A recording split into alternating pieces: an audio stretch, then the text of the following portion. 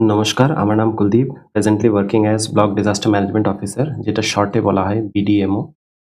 তো এই ভিডিওতে আমরা ডিসকাস করতে চলেছি ইংলিশ মিডিয়াম এবং বেঙ্গলি মিডিয়াম। ইংলিশ সরকারি চাকরির জন্য কতটা পড়তে হবে, কি জিনিস জানতে হবে বা একে অপরের প্রতি, ঠিক আছে, কতটা নলেজ থাকা দরকার যে কতটা তুমি এফোর্ট দিতে পারো, ঠিক আছে? তো দুটো জিনিসই ভালো করে ডিসকাস করব। তো এইটা হচ্ছে একটা মানে খরগোশ আর কচ্ছপের রেস, ঠিক আছে? র‍্যাবিট অ্যান্ড টর্টয়েস, এই দুজনের রেস, ঠিক আছে? তো এইখানে মানে যে ওভার কনফিডেন্স হবে, ঠিক আছে? সে কিন্তু হারবে। ঠিক? বলে দিই কেন এই কথাটা বললাম। তো দেখে নিই ইংরেজি যে সাবজেক্টটা রয়েছে, ঠিক আছে? আমরা দেখতে পারছি যারা ইংলিশ মিডিয়ামে থাকে তারাও কিন্তু ১২ থেকে ১৩ বছর অব্দি পড়ে এবং যারা বেঙ্গলি মিডিয়ামে থাকে তারাও কিন্তু ১২ থেকে ১৩ বছর পড়ে। এর জন্য এইখানে কোনো ডিনায়াল নেই যে দুজনই কিন্তু সমানভাবে এফোর্ট দিয়ে। পার্থক্যটা কোথায় হয়ে যায়? ইংরেজি মিডিয়ামে ইংলিশে মানুষ কথা বলতে পারে, ঠিক আছে? স্পিকিং পাওয়ারটা আছে। কিন্তু সেইটা বেঙ্গলি মিডিয়ামে নেই, ঠিক আছে? যেটা নেই সেটা অ্যাকসেপ্ট করতে, ঠিক আছে? কিন্তু এইটা আমরা কিসের ব্যাপারে কথা বলছি? এক্সাম পয়েন্ট অফ ভিউ, ঠিক আছে? এক্সামের জন্য কি আমাদের দরকার? কোথায় কার ঘাটতি আছে সমস্ত জিনিস ডিটেইলস এ বলব, ঠিক আছে? এক্সামের সময় আমরা দেখি কয়েকটা জিনিস যেটা থাকে। ১ নম্বর হচ্ছে কম্প্রিহেনশন, ঠিক আছে? দ্বিতীয় হচ্ছে ভোক্যাব, ঠিক আছে? তৃতীয় হচ্ছে গ্রামার। তো আমরা দেখতে পারি যারা ইংলিশ মিডিয়ামে থাকে, ঠিক আছে? তারা ভোক্যাব পারে, মোটামুটি পারে। আর কম্প্রিহেনশন কিন্তু ওদের খুব স্ট্রং থাকে, ঠিক আছে?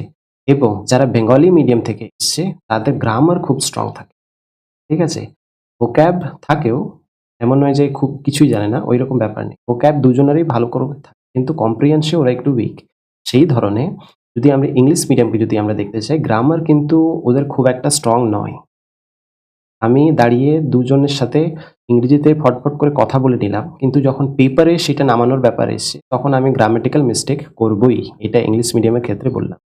কিন্তু যারা বেঙ্গলি মিডিয়াম থেকে পড়েছে, তারা কিন্তু গ্রামেটিক্যাল মানে গ্রামার ওরা খুব স্ট্রং ওদের। ঠিক আছে? এবং যেটা সবথেকে বেশি ইম্পোর্টেন্ট, যেটা সবথেকে বেশি ইম্পোর্টেন্ট হচ্ছে আমাদের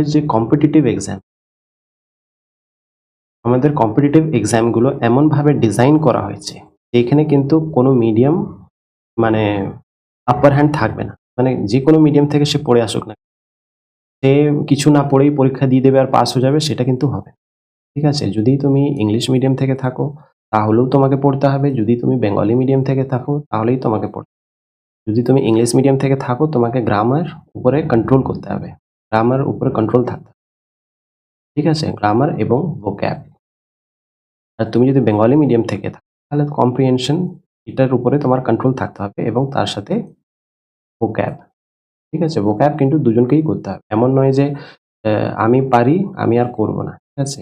ভোক্যাব মানে হচ্ছে শব্দের অর্থ। মানে তোমার স্টকে কতটা শব্দ রয়েছে, শব্দের অর্থ। যেটা কি হয়ে গেল সিনোনিম বা তুমি যতই পড়ে থাকো না কেন, সেটা কমই সিনোনিম এবং অ্যান্টোনিমের ক্ষেত্রে। ঠিক আছে? তো এইটা একটা ওভারভিউ এবং প্রথমেই বলেছিলাম এটা হচ্ছে একটা র‍্যাবিট এবং টর্টয়েস রেস। ঠিক আছে?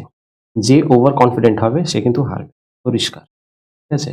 এবং যেটা বললাম যে কম্পিটিটিভ এক্সাম গুলো এমনভাবে ডিজাইন করা যেটা তুমি যদি ইংলিশ মিডিয়াম থেকেও থাকো তাহলেও তোমাকে পড়তে হবে। আর তুমি যদি বেঙ্গলি মিডিয়াম থেকে থাকো তাহলেও তোমাকে পড়তে হবে। ঠিক আছে? তো এটা ছিল আমার বলার। তো ভিডিওটা যদি ভালো লেগে থাকে তাহলে লাইক, শেয়ার, সাবস্ক্রাইব করবে। দেখা হচ্ছে পরের ভিডিওতে। Have a nice day.